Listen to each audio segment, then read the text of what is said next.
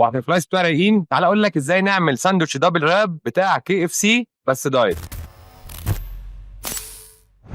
صدور الفراخ اللي مكتوبه لك في البلان بتاعتك، تتبيله الفاهيتا بعد ما غسلنا الفراخ كويس بميه وخل هننزل عليها بالتتبيله، معلقه مستردة ناتوريستا، معلقه زبادي يوناني جهينه 0.2 فات، هوت صوص ناتوريستا لو انت بتحب حاجه سبايسي. نقلب كل ده مع بعض. كلمه السر هنا بروتين بافس، حطيناه في الكبه وهنفرمه. كنت المفروض اجيب كاي، انا عملت عنه ريفيو انه احسن بس ما لقيتش غير هالو. هنجيب بيضتين ونحط عليهم ملح وفلفل اسود ونقلب كويس.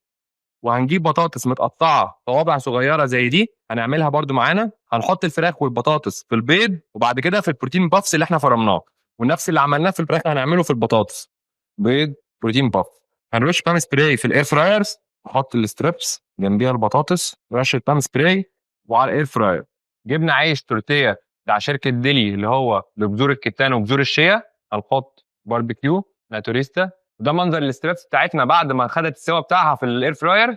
وهنحط 20 جرام موتزاريلا لايت، ال 20 جرام منها بحوالي من 36 ل 38 كالوري. بعد ما وزناهم نحط خس اللي يحب خس ونلف الراب بتاعنا على طاسه فايل سخنه، رش بام سبراي، ننزل الراب بتاعنا، نقلب على الناحيه الثانيه. كده نبقى عملنا احلى دبل راب ساندويتش دايت زي بتاع KFC واحلى.